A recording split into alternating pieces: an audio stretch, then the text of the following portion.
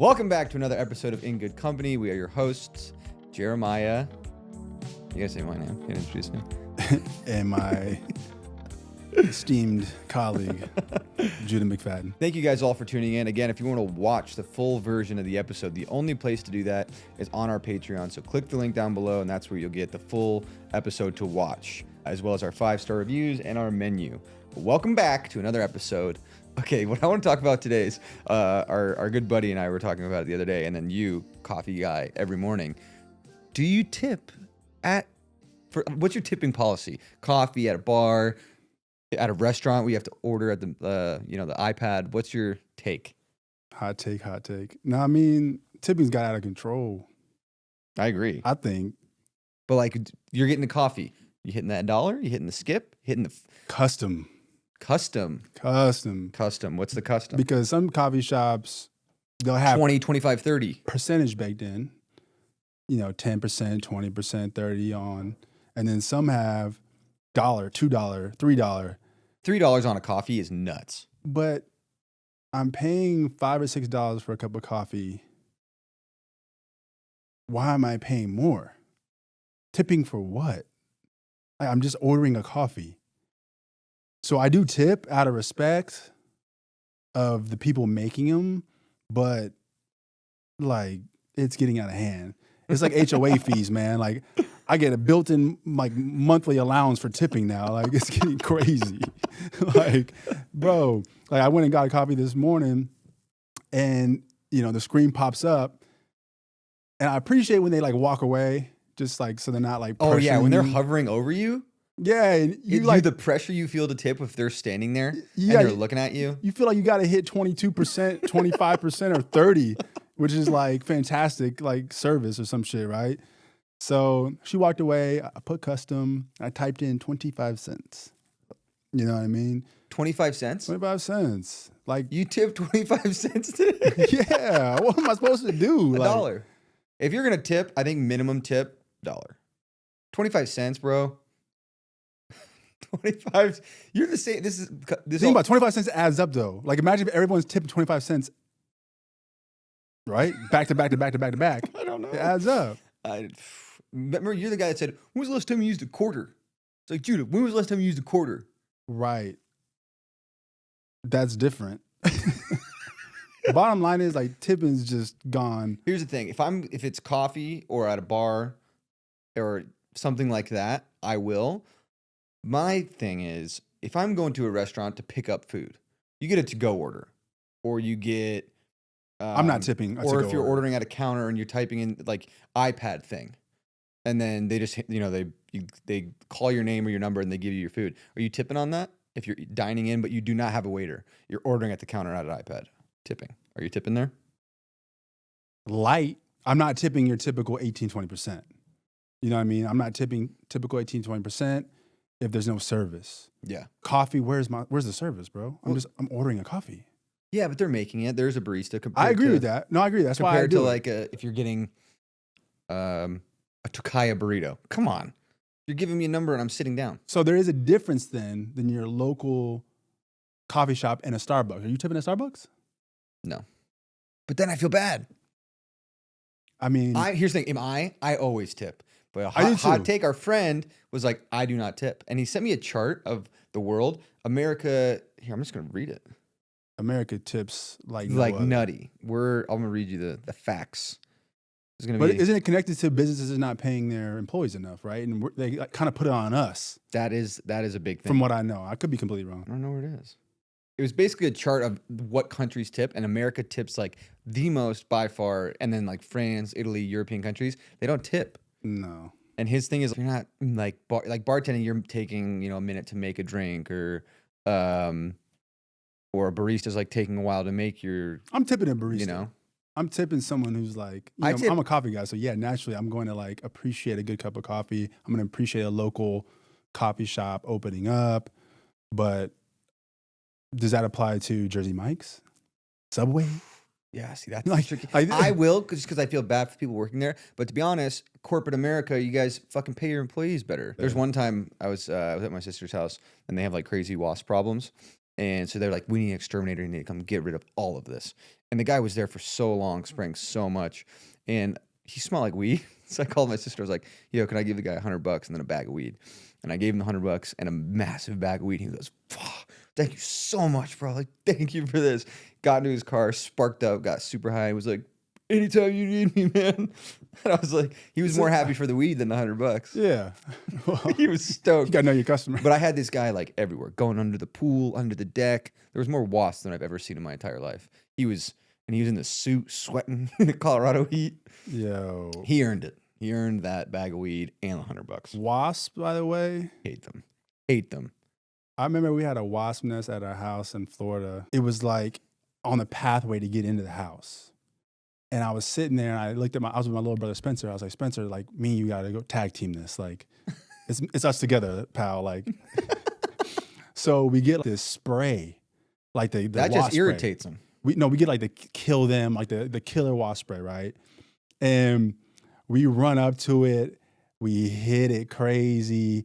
These things fly out, bro. And I like get ahead of Spence, and all of a sudden I look back, and Spencer like he like shrieks like ah, bro. I'll never forget this shit, bro. This wasp got him so crazy in the back. He had the craziest wail, and he was mad at me for like the whole day. He goes, "You left me in the trenches." I'm in the trenches taking grenades, Yeah. John. Yeah. You selfish. You selfish son of a... Exactly. Like, I was like, my bad, Spencer. I did set you up a little bit for that. Dude, wasps hurt. I hate wasps. Hate them. But on the other end, what are things we love? What are we 5 stars? What are we 5-starring? Enough negative talk. We're not with no more wasps. My 5-star is Orbe.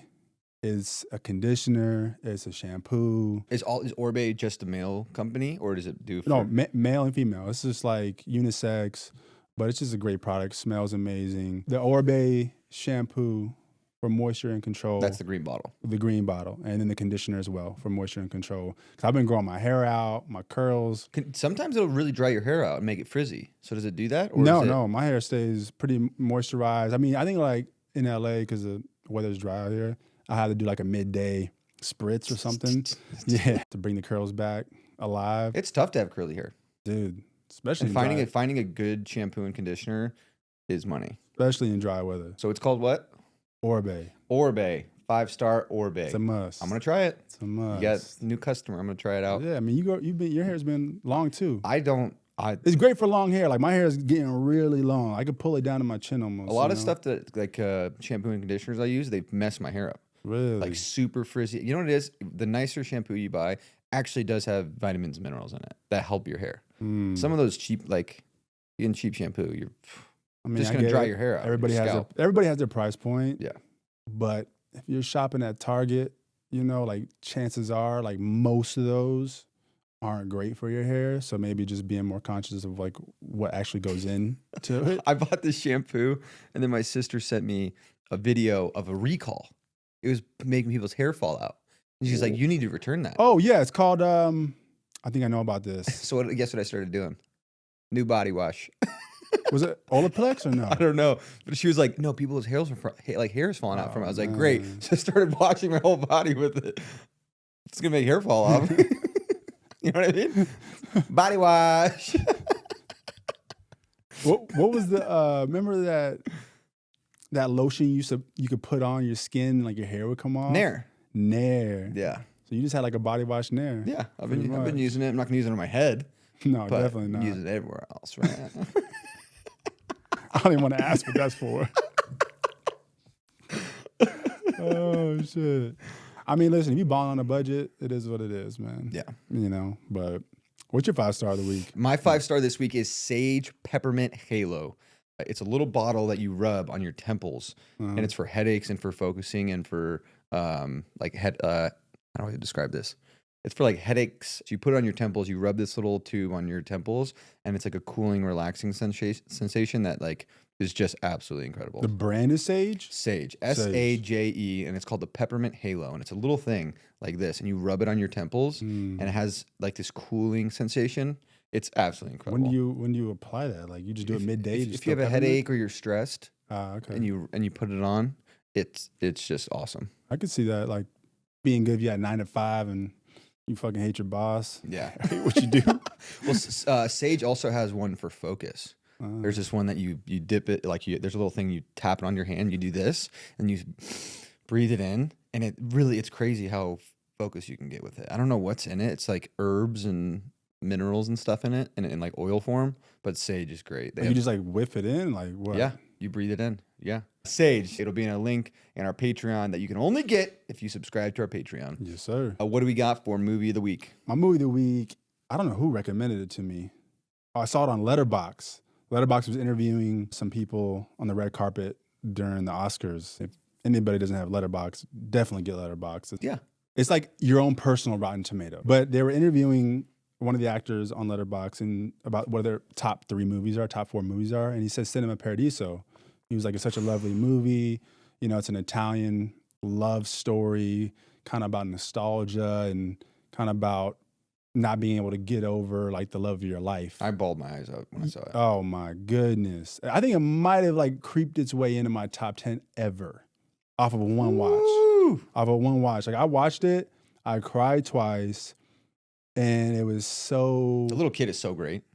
You really feel for the characters, you know, and the love story. I think they just do a really good job developing the love story between the guy and the girl. And oh man, if you haven't seen Cinema Paradiso, go see it. Or order it on. You forget Apple. it's in subtitles. I forgot. 2 minutes and then like you totally forget. And for people that are like, oh, I don't watch foreign films, once you forget that they're in subtitles, you can just watch the movie. Like you're reading, but you're also watching the movie, and it opens you up to a whole world of like, dude, Japanese film, like French noir films, Italian films. Like that's all I've been watching.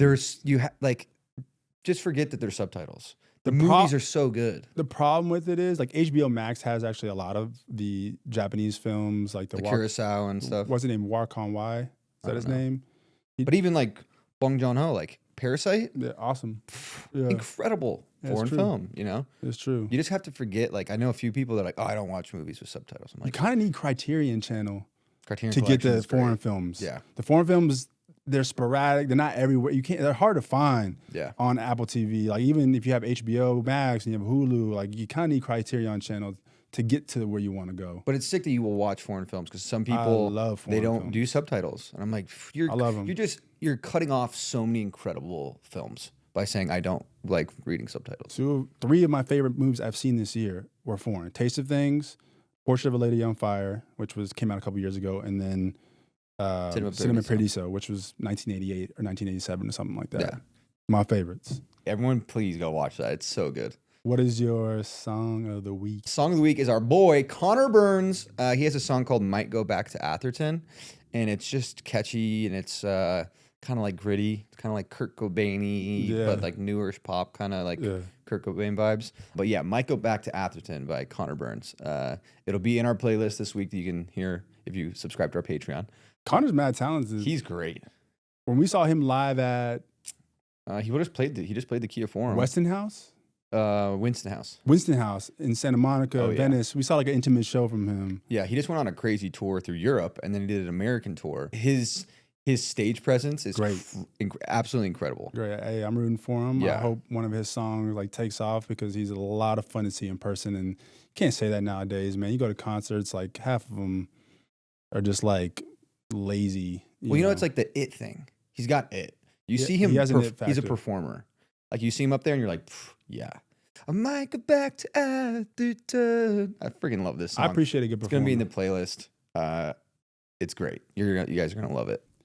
You know, we've been talking a lot about mental health, you know, as of late on the last few pods, with, you know, AZA, Raquel's. Yeah. And I want to talk more about that, considering men and mental health. I feel like it's a friction. Well, it's not. We don't really talk about it a whole lot. Right. It's a hard thing. Even me, like 2 weeks ago. Yeah. You know what I mean? Like, we can go there, I guess. Like 2 weeks ago, I was just super, I don't know what it was, on like a Thursday. I woke up and I was just like super depressed. And I didn't leave my bed Thursday, Friday, or Saturday. And I think one of the hardest parts of going through like a mini little depression or being sad for a few days is like I isolate. And our pastor said this too. Like when guys go through stuff, they isolate themselves. And for me, I do that. I didn't like for those 3 days. You're like, Judah, where you at? And I was like, I don't want to leave the house. Yeah. And I do that because one, it's for like the masculine part of it seems weak to go through something. And I also don't want to like screw up my friends' vibes. You know what I mean? I don't want to bring whatever I got going on into your life. That's fair. So I isolate and it, yeah, I mean, it sucks, but it's. I feel like men, I don't want to generalize all guys, but it's something we don't want to accept. We don't want to acknowledge it. We let it roll off our shoulders, or we like don't take time to like acknowledge it, and instead we just punt it. Yeah. For a different day, until you've punted enough of them, you're gonna reap what you sow. And it's gonna eventually come back around in a way, and then you're gonna have to deal with it in a much larger way that might even be even more troublesome for you to handle if you're not equipped, with the right tools internally, right? Yeah. The more you push it away, it'll bubble up. Or, I mean, some people never deal with it. I know for me, I get in these just, days or like mini little seasons where I'm just like, I feel this way. I feel sad. I don't want to get out of bed. I'm just going to like chill at home by myself and not talk to anyone. Yeah. Talking about it in therapy helps. But yeah, I don't know what it is. You don't want to. How do you find your way out of it? What's funny is I do the isolation thing, right? Yeah. Not talk to anyone, stay home. And I think one of the best ways to get out is like fellowship and having your friends and being around your friends. Even though I have an insecurity of like, well, I don't want to go hang out with my friends right now because I don't want how I'm feeling to like affect their great life. Do you know what it's tied to? This feeling of sadness or depression, or? I would say some of it is stress related. I don't know, but it's weird because I'll just wake up and I'm like, it's like the woke up on the wrong side of the bed thing. I mean, on Raquel's episode, we talked about fear and how the fear of something happening can lead to your anxieties. Is there something now currently in your life that you feel like is, Yeah, I would say, it's Raquel did a really good job of saying like fear is false evidence appearing real. Yeah, false evidence appearing real. Even knowing that, it's hard to like shake it sometimes. Yeah. You know what I mean? So like, yeah, is there stress with the future of everything in my life? You know what I mean? Career-wise, relationship-wise. Yeah, those things are difficult. And at times they're like paralyzing and I just don't want to do anything. I'm super hard on myself. And even when I'll get up out of bed and I'll go for my 6-mile run, I get home and I'm like, how much more amplified is it with social media and the access we have now, where you could be feeling some type of way, right? You can be feeling down and, have angst or anxiety about these different things in your life. And then you go on Instagram or TikTok or Facebook, wherever, your social community is. And then you see everybody's perfect reality that they're painting, mostly, especially on Instagram. I think Instagram's literally like made for that exact thing. Do you feel like you're like unconsciously just scrolling and seeing? No, that's one thing I'm good at is I don't do that. My stress comes from just knowing the person that I want to be, the things, the goals I have, and not being there yet. So like I'm pretty good at like the comparison thing. I don't really do that, but I hold myself to a really high standard. Yeah. Do you do that? No, honestly, on social media, I don't use it like that's not true. I do use it.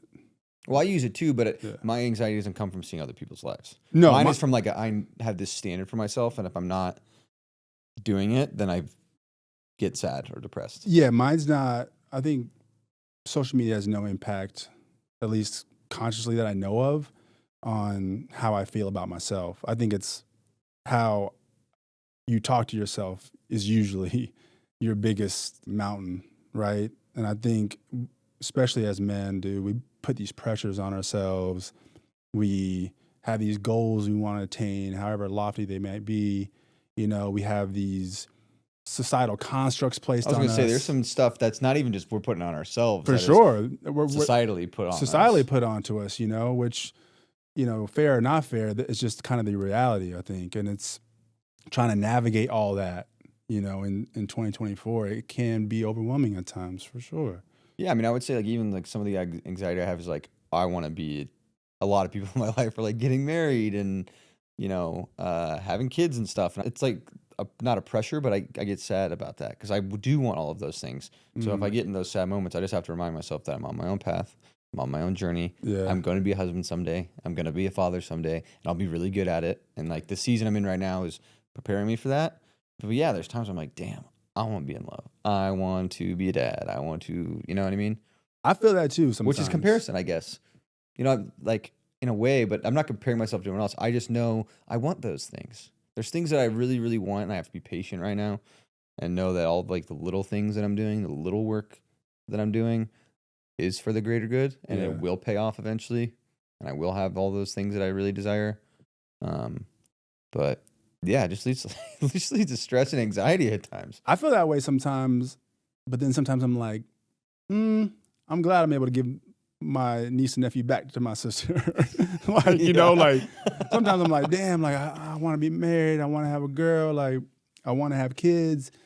And sometimes I'm like, I kind of really like my freedom too. Like, you know what I mean?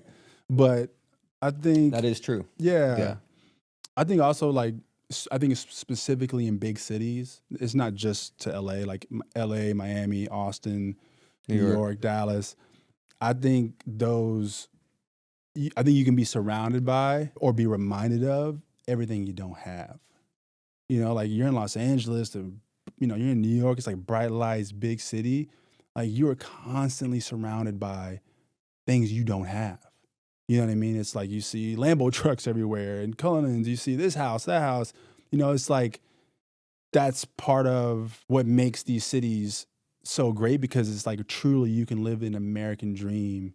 You can really go after these goals and these opportunities. But on the other side of that, it can be tough to see them in your face every day. Yeah. Reminding you as you're trying to get there. Yeah. You know what I mean? Yeah. I mean, honestly, if you could tell me right now, I could meet the girl of my dreams and like move to the mountains of Colorado and like just write and fly here and do a podcast, once every couple months. I think that would make me happy. I don't believe you. You don't believe me? No, I don't think I don't think you would compromise being an actor. Well, that's true. But I would be writing films and hopefully making them. But do I think I need to be here? Nah. My end game is to literally live in Colorado. And I mean, this is best case scenario to be a big enough actor to where, I fly and do a movie or two a year. I think for your career, I have to be here. To take flight in the way you wanted to, you got to be here. Yeah, I agree. And once you're midair, you can direct the plane any way you want to go. Well, that's what I mean. Like, this is like best case scenario. Yeah. Movies pop off. They're great. Like Matthew McConaughey, the guy lives in Texas now. I mean, bro, I want to live in 3 places. I want to be bi-coastal, and then I want a little villa in Tuscany. Is that with a horse some horses, a little winery, a little chicken coop. Yeah. Wholesome hounds. I love horses, man. I would love to have a couple like beautiful horses and just ride into the market on them. Like, I'm dead ass, bro. Like y'all think I'm tripping. You man. need a Clydesdale for your size. You need a big horse. I did not. I'd get one of them like thoroughbred American Pharoah types. You could fit me. I got a funny photo when my sister Jordan and I were getting ready for like this Western TV show that we were doing. And I took riding lessons at the paddock in Glendale. But they start you off on mini ponies and they make you wear a helmet. I'm sitting on this tiny little horse with this helmet on. Recently? This is like 5 years ago. I looked so goofy on this little horse. Do you know how to ride horses? Oh, yeah. I grew up riding them. Oh, yeah. Yeah, I grew up riding horses. I mean, here's the thing. The last time I rode was last year, 2 years ago in Wyoming. And then I'll be riding when I go to Montana. I'm like 15 years deep in terms of the last time I've ridden a horse, so it'll be like riding a horse again. You'll ride one when we go to Montana together. I know. I gotta it's so fun. Watch YouTube tutorials. Oh, I'm pretty good. I mean, here's the thing. I think the fastest I'm doing is a canter. Yeah. Anything more than a canter, I'm good on. I'm not trying to dead sprint with it. No, I'm just trying a little gallop, just a little cantering, a little western cantering. Right, a little western gallop. Django. On the other end of guys going through stuff in isolation and not wanting to show their cards or show what they're going through. On the other end of it, I think right now there's a big shift on like what masculinity is, right? And like what guys are supposed to do. And there's like guys are doing therapy, guys are doing these things. I think, but like, man, listen, you know, in talking through our mental health, what it is to be masculine now. You look back, not talking about it. Our fathers and our grandfathers didn't talk about mental health, didn't go into those things. No. And now we do. And it's like a good thing. I feel good talking about, you know, things I go through. Being vulnerable. Exactly. Right. But how does that shift like the masculinity part of it and like what it means to be a guy? And, you know, I think there's been a major change or shift the last several years. Some things good, you know, some things I think have gone so far one way that, you know, it's in some way stripped some of what it is to be a man. What it is to be a man. And I'm not saying like, you know, I'm not talking about like, you know, 1950s, like, you know, guy at home. Honey, I'm home. Yeah, exactly. I think today's role models aren't as identifiable as they were, you know, in our parents' generation. Yeah, like who are kids looking up to? Exactly. You don't have your Muhammad Ali. Mr. Beast. Yeah. You know, maybe he seems like a good guy, but like, is he like that quintessential pillar of masculinity of what it is to be a male? I don't know. I know a lot of guys, right, love Andrew Tate. A lot of guys love Joe Rogan. A lot of guys love Elon Musk. Like none of them speak to me, you know? And I think I've been even searching or looking to, like, obviously, like we have our fathers have always kind of been our idols or our role models since we were young. But outside of that, you know, I think generally on like a bigger scale, you know, I think about like, who are my father's role models? For sure, MLK, you know, Malcolm X, James Baldwin, Muhammad Ali, you know, like those are like, I look at those guys, I'm like, those are real men. Yeah. You know, JFK, right? Yeah, totally different than what we have now, though. Completely different. Like who would be like my idol, role model, Paul Newman. Guy was phenomenal actor, great husband, philanthropic, like everything that he had Newman's Own, which donated $700 million before he died. You know, he had the Hole in the Wall camp in Connecticut for orphans, like right. Pillar of the kind of person I want to be. I'm trying to think of someone who's alive now. I'm like, well, yeah, and I wonder if the shift in masculinity has made it harder for us to connect to somebody, you know? But because I think so much has changed in the last several years, and has pushed so many people one way or the other. Yeah, it's like the polars now. It's the polars. It's like this side and that side. Yeah. Yeah, you're right side, left side. I don't mean just politically. I just mean like you're on one end of the spectrum or the other end, right? Yeah. And there's no middle ground. That's prompted your Andrew Tates. Yeah. You know, there's people who like look up to them, you know, look up to Trump. Like I couldn't imagine being like a 25-year-old and like Trump is my role model. Like that'd just be like that's a wild thought to me. Or an Andrew Tate, to be honest. No, for sure. Like, absolutely. No, absolutely. Nothing against him, but like. It's just a wild thought to me. Yeah. You know what I mean? Just in comparison to like who our parents had access to and who they grew up on, you know? That's also a technology thing. 50 years ago, no one would know who Andrew Tate is. Yeah. But he has these videos that go online. He's talking about like, the guy's got to buy that. I got 4 cars. I got 3 Ferraris. Why? Because I want them. Why? Because I did a custom job on the inside and I couldn't pick between the 2 colors. Cigar. I'm like, what? But it's also a technology thing. You have little kids that are 8 years old, 14 years old with an iPad watching that. Also, I think with social media and being able to monetize, like these guys are playing characters now. Like they can make money. They literally say things, they do things because they know the reaction. They know they can profit off of it. Look at Tucker Carlson. Like look who he was at Fox and look who he is now. Like they're different people. Yeah. You know what I mean? Like obviously he's still has his stick and he, you know, has his core demographic and following, but like they are different versions. Yeah. And so it's because he had to follow rhetoric. It's an interesting time to be alive because we have too much access. Way too much. Like we're the last generation of kids to grow up without cell phones. Yeah. Without like social media, without the internet. The internet changed everything. Bro, I remember it took half an hour to get a boob on Playboy.com back in like the mid 90s. Like we sit there and watch like the little pixels, like, you know, is that a tit? Like maybe, like, you know what I mean? Like we'd be sitting there like MapQuest. Did you print out the directions? Did you print out the directions? Most of you will never even know what that means. Did you print out the? Do you remember that? Bro, Printing out the MapQuest. my mom used to print out the MapQuest. But like that was the thing. We're leaving the house. Did you print out the directions?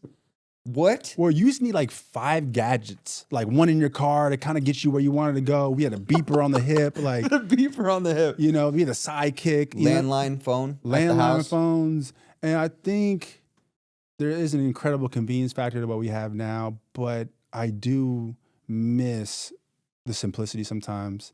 I miss like privacy is a luxury, right? Like I miss having privacy now. You know, you break up with someone, it's all over TikTok. It's all over Instagram. You say something wrong 5-6 years ago, Lives it's forever. excavated Yeah. and dug up, and you know, they're sentencing you, you know, judge, jury, executioner style. Cancel culture. Cancel culture. I know some of it is for the greater good, and sometimes you have to go all the way one way and bring it back a little bit, right?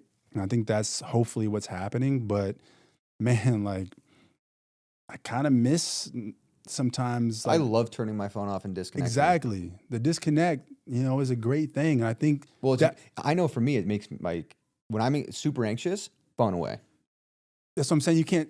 Some people can't tell me it's not connected to mental health. It is 100%. right? We are overstimulated. No question. We have all of these things that fry our brains. We have more information and more things being thrown at us than the history of the world. Like, and that is not a great thing. Our brains are on. Think about like never doing an oil change in your car. We're overheating. We're over processing. That's a great analogy. It's like we're always seeing what it's doing for us, but not what it's doing to us. 100%. It's You know? overstimuli. It's like we're frying it. And I just wonder, with the advances in technology, it just seems like it's only amplifying. It makes me want to actually like disconnect more and more and more. And we have a fucking pod, so I can't disconnect. You know what I mean? I don't think there's anything wrong with listening to a podcast or stuff like that. I know, but our podcast producer is always on me. She's like, "You got to post more." You know. Shout out Courtney. Shout out Courtney. But no, and I do. Not like it's ever been done, but It's not like he's listened to her at all. I'm always like, "It's coming, it's coming."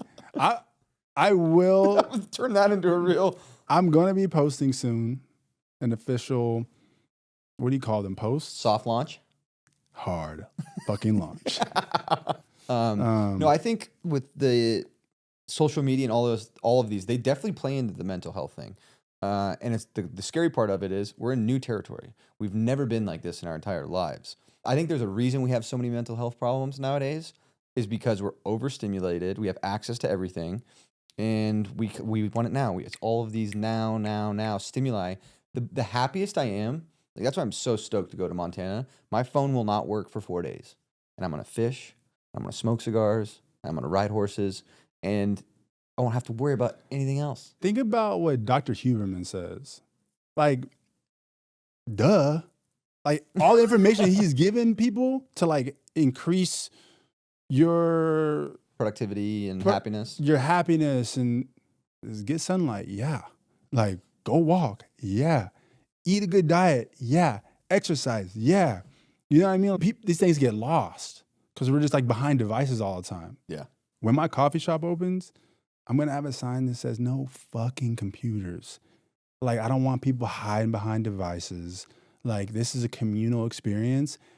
You want to go work? It ain't here. Go to Verve, go to Blue Bottle, ain't going to be here. Yeah. You know what I mean? Like, You want to bring a book? Want to bring a you book, want to journal? You want to talk and communicate and have journal, community? communicate, listen to the best playlist known to man. Like, you know where to find me. But It's yeah. true though. Yeah, it's true. It's real. You're disconnected when you're on them. Yeah. You know. Yeah. And I think for your coffee shop, having a no computer rule is awesome. You ever walk into a coffee shop nowadays, you could literally Everyone's heads down. you can hear a pin drop, bro. It's mostly quiet. No one's connecting really. You know, most of them have elevator music. The occasional might have a couple of vibes playing, but ultimately it's like not communal at all. And like that should be the most communal part of your day outside of like dinner. Well, that's the thing. Whenever I'm going through my stuff, what you asked me, like, what got me out of that? Yeah. I was going over to a friend's house, and we had dinner together, and we talked, and we hung outside. We had an hour-long conversation. Or our morning meetings, our morning meetups. Like Blue every Bottle morning Boys. we'd go meet up and grab coffee, you know, a group of us, our Shout friends. out Blue Bottle Boys. Love you guys. Blue Bottle Boys. That's really how this podcast even got birthed. This was birthed through that. From us just going to coffee shops and talking with the homies, you know. I think that is like in itself it's fellowship and healing and all these things that get missed now because nobody has time. Yeah. You know what I mean? I think it's really important. You had a lot less of your staying at home days when we were doing that more often. True. Which is a reason we should probably start more, not just for your sake, but for everybody's sake. Yeah. You know? Well, it's having people to talk to you. And I think the stigma that I need to get rid of is that you guys won't accept me if I'm going through something. It's the actual opposite. Every time I am, you guys are always there for me. Yeah. And it makes me feel bad that you guys are there for me. But that in reality, that's why you need friends. You need your friends to be there for you to get you out of those things and to lift you back up and to get you back on your, you know what I mean? I know this personally. You are that for other people in your life. And we have friends in our lives that are that. So I need to just get rid of like, they're going to judge me for being sad right now. You guys have never made me feel that way. It's my own insecurity in my head. Yeah, I don't think it's that, right? I think it's more of you being insecure. It's 100%. About sharing. That's how you're feeling. Yeah. Because you know we'll be there. Like, you know your friends are a rock you can lean on, right? It's more of this internal dialogue that you have with yourself. And I go through it too, right? Like, it's part of that masculine thing of, damn, like, I don't really want to talk about my feelings to the homies, you know? And I don't want them to, like, judge me. Even though you guys have never given me one ounce of that. That's my own insecurities. That's what I think will happen. But in reality, the main thing that I need is you guys. Yeah. Is to go sit and talk about coffee or music or film or starting a podcast. Like, that's what I need. And when you have the phone, you don't do that. You call rather than going to the coffee. I'm so experience-based. When I say experience-based, I mean, for me, experiences are everything. And it's hard to have a really connected experience when you're always behind your phone. Even at concerts, I'll snap a pic or two. My dedication to my phone at a concert or a basketball game is all of like 5 minutes max. Yeah. But can you imagine like what a time it'd be? Like your parents going to concerts back in the 90s and 80s, there was nothing but the music. Yeah, you just had fun. Or the show, or the play, or the game, you know? Yeah, people knew you did stuff because you would share your story. Exactly. Like a real life story. Exactly. And I'm all for documenting a good time, but we got to reel that back in some. You know what I mean? Honestly. Like even the other night, I went to the movies with two of our really good friends, and we got done. I was like, dang, I wanted to take a photo of the opening credits. And I was like, that was actually a good thing. I was so engaged, I forgot about my phone. I looked at my phone for 2.5 hours. And after I was like, damn, I want to take a photo of the beginning. But I was just so in it, I forgot. And that actually made me happy. How many places do we go? I'll just never post it. I don't need you to know. Yeah. I don't need it to validate that I'm cool, that I got into wherever. The scary thing is, and one of our mutual friends called me one time. He goes, yo, like, how's life? And at this point, this is when we were going through all of our stuff. I was in like a rough place. And he goes, dude, looks like your life's great, blah, blah, blah, blah. I'm like, it's not. I'm in a rough place. He goes, oh, well, like, from your Instagram, it looks like life's great. And I was like, that doesn't mean anything. Yeah, a lot of it's all perception. Like, you know? The only way to know how someone's doing is to call them and to talk to them. Yeah. Because the whole online thing, you have no idea. Yeah, it's like for you guys listening and watching, like, pull your phone out, call someone that you love or someone that you haven't talked to in a while, and catch up with them. Because we just assume from everything going on that, oh, their life's great. Pick up the phone and call them, and you'll actually see how they're doing. You know, I did that the other day. I'll randomly do, and there's a few, who told me about it? It was like a rule. I think it might have been Tony Robbins, who was like, once a day, text someone you haven't talked to in a long time and tell them how much you care about them and how grateful you are for them. Yeah. And you know what's funny is when I send those texts, it usually leads to a phone call, and it leads to catching up, and I can actually hear from them and hear how they're doing. And it's not always great. Sometimes, yeah, like things are awesome, but then sometimes it's like, it's funny, it was like super needed. That person needed to hear from you. They needed to know that you're there. They needed to know that you still think about them, and they're on your mind, and you're grateful for them. But we don't do that. We just assume. The assumption of things is, you know, and it makes an ass out of you and me. Yeah. That's what assuming is. I've been a product of it, for sure. You know, assuming. Well, I mean, you've done it. You sent a text to someone you hadn't talked to in a long time, and it was received really well. Yeah. We had like a falling out, and for one reason or another, and he was one of my closest homies out here. It's actually like the first person I met when I got to LA. Honestly, I got connected through a friend of a friend. I was trying to get in the music industry, got connected to him, and we became best friends. Like we're almost inseparable. Like I was his +1 to his cousin's gay wedding, and I was like his date basically. Fabulous. Like down in Mexico. You know what I mean? And like his cousins are like my primos. They're like my family now. Paulo and Cesar. And anyways, yeah, we had kind of fallen out, and I think it'd been bugging me for quite a while.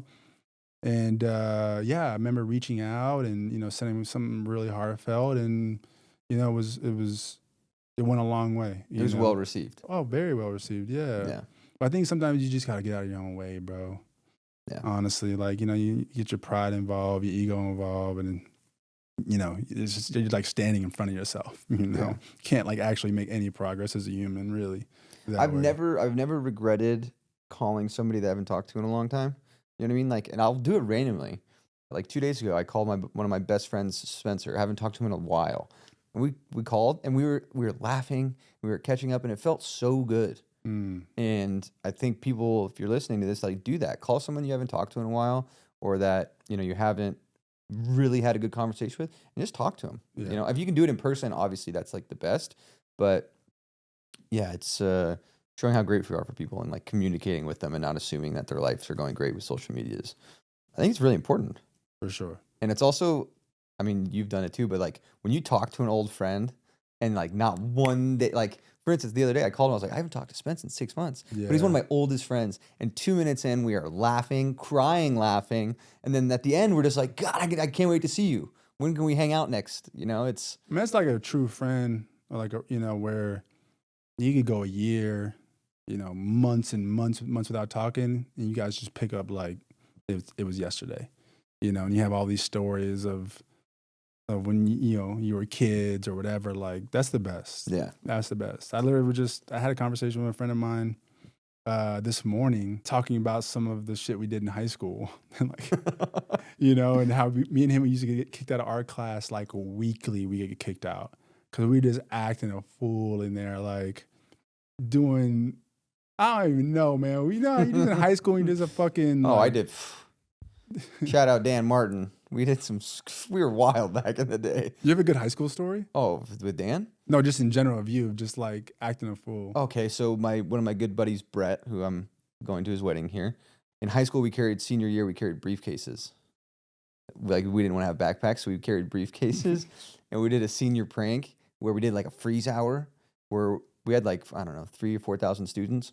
After first period, this is back in the day with Facebook groups. We made a Facebook group. MySpace. We made a whole page about the senior prank. MySpace. And after the period, everyone froze. And the rule was if administration touched you, you just had to fall down. And my buddy Brett is like, he's a big dude. 6'9", 6'10", huge guy. And I'll never remember our basketball coach is yelling at him and touches him on the shoulder. And Brett fell like a tree and he's just laying on the ground because you weren't allowed to, if they touched you, you just had to fall.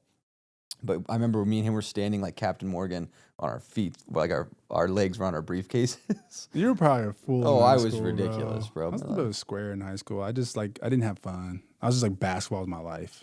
Oh, I had fun. I just was like, my junior year, I was there for like half the year. I was in Italy with the USA team. I was in San Diego with the USA. I was just gone, bro. I don't even know how I passed. I was never there.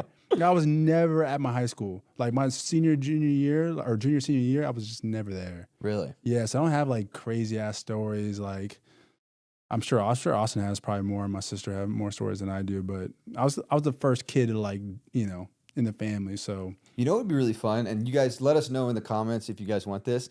I think we should have your best friend on from childhood, and then we'll do another episode where we have my best friend from childhood on, and we just have him. I can interview him, but I want to hear, like, for instance, I met his best friend the other day. Yeah, incredible guy. Philip, if you're listening, you're a fucking G. That's the boy. I love to have him on and hear some of the stories about you guys growing up. Hey, Phil has an infectious laugh, too. Love that guy. Phil has one of those laughs. Like, when you hear someone laugh and you start laughing because of their laugh? Like, he has that laugh. We had such a great time with him.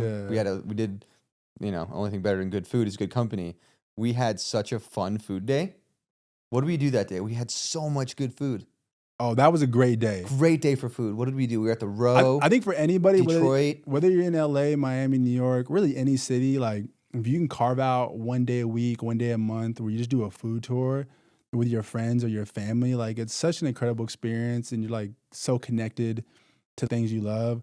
We started out We were in Silver Lake. at Los Feliz. The Window. No, We did a burger. no, me and Phil started out You guys started at All Time. All Time, yeah. because they have the best blueberry and blackberry scone in the city. I love a good scone. I think, in my opinion, so far that I've had and tried, All Time has the best scone, and they're usually sold out before 11. 11. After 11 is gone. Yeah. We went there, and then we got a burrito at Los Feliz Cafe. Los Feliz Cafe, and then we met up with you And we went to the Window. at the Window. And then we went to Detroit Taqueria. And then we drove from Silver Lake downtown to go to Detroit Taqueria. And then we went to the Row Pizza place. And then we went to the Row to go to Bianco Pizza. Like, we had a day. It was man. so great. Yeah, if you're listening, yeah. Call a friend and do a mini food tour. Mini food share an tours. item from a bunch of different restaurants. For real. It's just the best. Sometimes I just want to call like Matty Matheson. Like I have his number. I don't have his number. But if I had his number, like he's the type of guy I would like love to take out on a food tour because he's probably just a blast. He would Like, just go to the best places. Eric Warheim, aka Jaime from one of my favorite shows of all time, Master of None. I don't know this dude either, but sometimes you just see a person, you're like, that's my guy. Yeah. You know what I mean? Well, speaking of that, I'm going to go get some lunch. Yes, sir. Thank you guys all for tuning in. Call your friends. Let them know how much you care about them and be there for them. Don't text, call. Thank you guys for listening, and see you next time. Yes, sir.